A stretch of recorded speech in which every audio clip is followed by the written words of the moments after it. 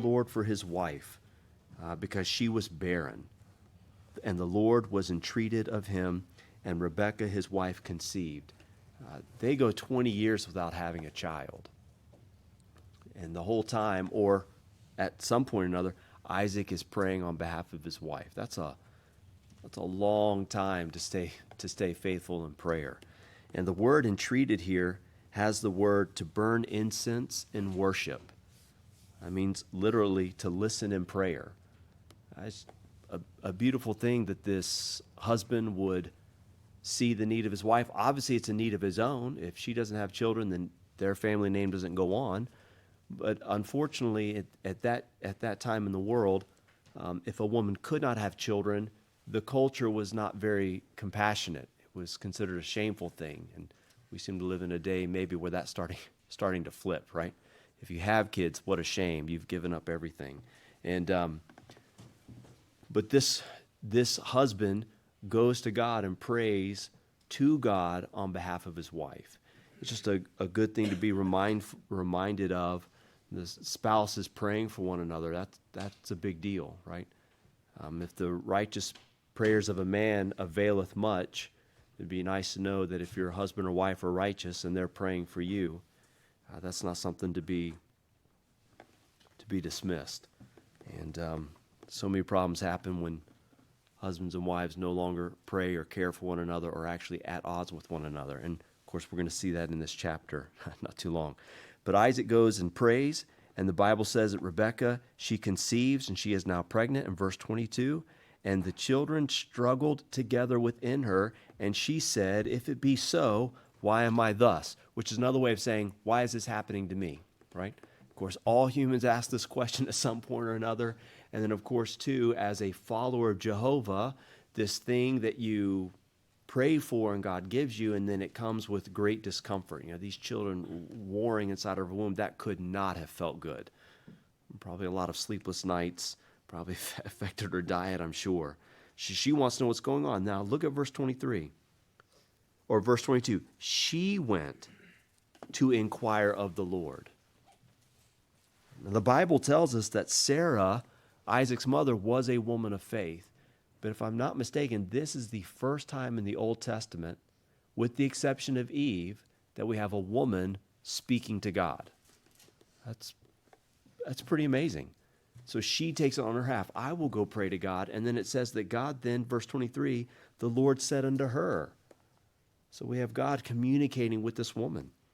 And he tells her, 2 nations are in thy womb, and 2 manner of people shall be separated from thy bowels. And the one people shall be stronger than the other people, and the elder shall serve the younger. And we won't go there for time, but in Romans chapter 9, and then in Malachi chapter 1, Paul in Romans talks about how God chose Jacob and not Esau. Now the language is used that God loved Jacob and hated Esau, but it is translated to mean more specifically, while he loves both of them, obviously as his creation, it is Jacob that he is choosing to continue that line of people. What manner of people? The line of the Jews, those who will be marked by a devotion to God, God's choosing of them. And we will see that it wasn't that Esau was without love or without blessing or without talent. And Paul will draw this out in chapter 9 of Romans. And then Malachi will talk about this in chapter 1, when he will say to the nation of Israel, I have loved you. And the nation of Israel will respond and say, where have you loved us? And God's response will be, well, when I chose your father Jacob, I chose him and I have blessed him. And of course, the Bible is the greatest story of unrequited love. God who showed his love, so much loved the world. And what is the world? Even his own people, the Jews, and then those of us as Christians, what do we often do? We reject and we complain and we murmur.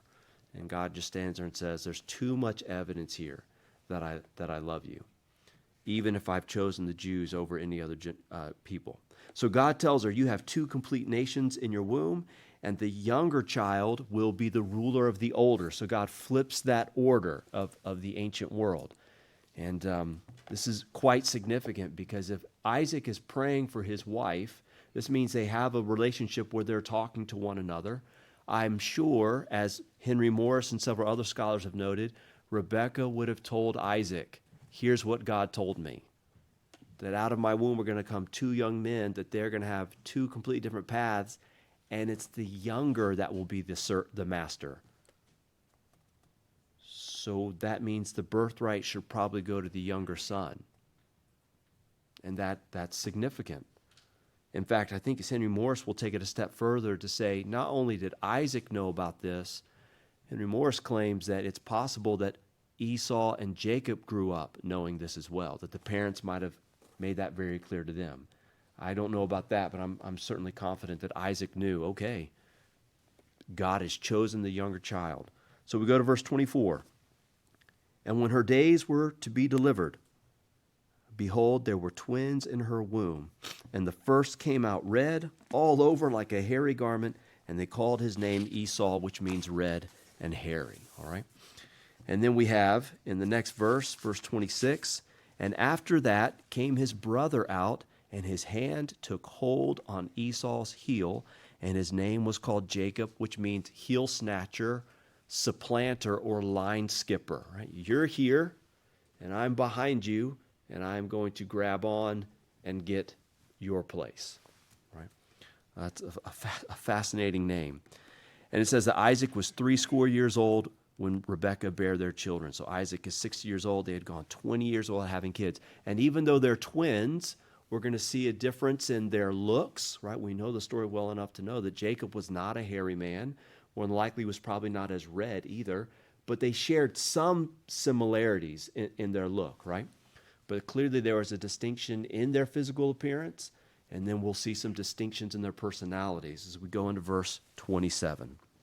And the boys grew, and Esau was a cunning hunter, a man of the field, and Jacob was a plain man dwelling in tents. If we go back, we won't for time, but if we go back to Genesis chapter 10, there's one other time that we've heard of a cunning hunter. His name was Nimrod. Did Nimrod serve the Lord? No. Nimrod did whatever he wanted. And the phrase, a mighty hunter before the Lord, mean he lived his way in open rebellion of Jehovah, just unabashedly. I'm going to do my own thing. And yet God would still equip Nimrod to be a powerful and charismatic enough character to accrue people unto him and build up this city of Babel. He wasn't stupid by any means. He's clearly talented. And why God gives talents and abilities to some of the worst people, I don't know. But the fact that he's a cunning hunter here, Henry Morris will say that he's this outdoorsman. And I just want to draw out the fact that the connection with Nimrod is Esau clearly has some very explicit skills. Right? When you're in the presence of Esau, he's got this physical, right? He's got this hairiness, this redness. When he walks into a room, you're going to notice him. And then the way he lives his life is a way that attracts attention. Right? Think of today, the people who attract attention. And even in the ancient world, some of the highest stories were those of the outdoorsmen, the warriors, the fighters, because there's clearly a lot that they do that warrants praise and recognition. But as Wendell Berry will note, the writer who's still living in Kentucky, that there's a lot of stories, though, of the domestic hero. And when we get to Jacob is a plain man. Henry Moore says the word plain here means he's mature. And so as we move into this passage of the chapter, I like to think of it as the cunning hunter and the cunning farmer. Because Jacob is more of the agrarian lifestyle. He dwells in the tents. He knows how to tend the flocks. But if we had to choose, right, which is more of a romantic or cool-looking job, right? The hunter or the herdsman, right? One has all this prowess and this excitement to go off and do all these big and great things, and yet Jacob is someone who stays near the tents, lives a more mature life, a life that's perhaps a little more tempered. He's still doing the things that he needs to do. It's not that Jacob is this weak, pushover type of person. But when they stand in front of each other, Esau has this just more bombastic type of personality. And God can still use people like that, and people like that can still submit themselves to God. I think we have an ideal example of that.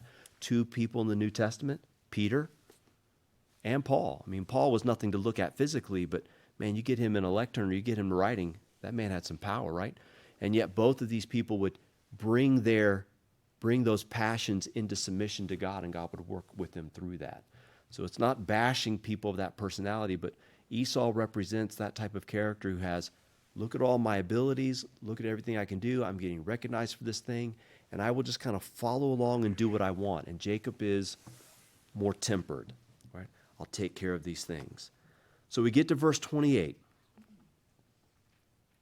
And Isaac loved Esau because he did eat of his venison, right? So Esau can go out and kill these animals and bring them in, and man, someone who can provide good food and make it well ought to be rightly praised. But it is unfortunate that this is why Isaac loves Esau, prefers Esau. It doesn't mean that Isaac doesn't love Jacob, but if he clearly has a preference one for the other. And God's preference and man's preference are not always equal. And we're going to see here that Isaac prefers his son because his son can give him something tangible that he really likes, right? And then we see here that Rebekah loved Jacob. We don't know why Rebekah loved Jacob. The writer doesn't tell us. It might be a little obvious, right? If he is a pretty mature man, is dependable on home, not always going out and doing his own thing. We're going to see that Esau in another chapter will very blatantly do his own thing and bring a great burden upon the parents. And Rebekah probably prefers her son over the other because Jacob's probably easier to get along with, right? We're going to see Esau do something in a minute. Esau strikes me as someone who might have that personality called like the steamroll personality, the whirlwind personality. Whatever I'm doing, that's what deserves your attention, right? But it is unfortunate that both parents will choose their favorites, and Isaac and Rebekah are both, as we know the story goes, they're gonna both commit a great sin in the chapters to come. But anyways, verse 29. So we get a sense of their personality, right? Esau is a man driven very much by his sensory pleasures. I also want to point out, if Jacob is a man who dwells in the tents, I mean, pastors mention this time and time and time again, the word tents and the word tabernacles and the word dwellings, how often that's associated with Jehovah and with Jesus Christ. And so even though Jacob is not a perfect man, he will do things he ought not to do, he is still someone who is more closely desirous of that which is right. And Pastor, I know, has pointed that out in the previous years going through these, that even though Jacob certainly has his flaws, what he desires ultimately is more eternal and right, as opposed to Esau being someone who is more driven by what can I have now, right? So we get into verse 29. Jacob sod pottage, and Esau came from the field, and he was faint. But I thought Esau was a mighty hunter, right? A cunning hunter who can go out and be productive just about every time. And yet here he's shown up, and if he's faint, more than likely it means that he's come home empty-handed. And we'll notice here in the text that Esau doesn't say when he comes to Jacob, hey, Jacob, I had a really bad time out in the field. Things did not go as I planned. And man, if you wouldn't mind handing me some food right now, I'd really appreciate that. Instead, Esau shows up, right? This man is driven by pleasure. This man whatever I'm going through, that's what everyone else has to go through. My problems are bigger than anything that you're going through. So he shows up and he tells Jacob, I think in the original language, it's more of a command. Feed me, I pray thee, with that same red pottage, for I am faint. Therefore his name is called Edom. The Edomites and those we're going to see this in just a minute. Well, I don't want to jump ahead. We'll get to why he's called Edom, for the redness and for the pottage, but what it is that Esau wants. But he comes in and he's demanding of Jacob, do this for me, right? Not this, Jacob, man, I messed up on the field. Things did not go as I wanted. Esau's not at all in these early chapters, there's no sign of humility with Esau, It is, I am this. Whatever I'm going through, that's what you must be going through. My problems supersede all of your schedule and anything that you're going on. There's no humility and, man, I'm really struggling. Would you please help me? It's, do this for me because I'm starving, right? Without mentioning, if I'm starving, that means I wasn't as successful in what I thought I was so good at. Verse 31, and Jacob said, sell me this day thy birthright. So the cunning hunter meets the cunning farmer, right? And Esau said, behold, I am at the point to die, and what profit shall this birthright do me? And Jacob said, well, then swear to me this day. And Esau sware unto Jacob, and he sold his birthright unto Jacob. Jameson Fawcett Brown is one scholar. He notes a statement that one bishop makes, and this bishop says that no other meal has cost more than that fruit in the Garden of Eden. Eve and Adam, for the fruit of the tree, surrendered everything. Here's Esau. He has this birthright, and we know that Isaac is extremely wealthy. And Esau will take what he wants in the moment. He is a man that is driven, as C.S. Lewis will say in his essay, The Abolition of Man, he is driven by his gut. He is driven by his passions, his senses. What can I feel now? What do I want now? And he says, well, what good is a birthright going to do me if I die, right? Which is a good question, as Solomon will talk about in Ecclesiastes. No matter how much wealth we accrue and how much fame we have, there's coming a day when we die and someone else is going to get that attention. Someone else is going to get that wealth. So it's not that Esau's question is without any sort of reason or logic, but that is a time you're telling me that he could not have gone and found some food around the camp? A piece of bread or something? He couldn't have gone to his mom and said, Mom, I need some food, right?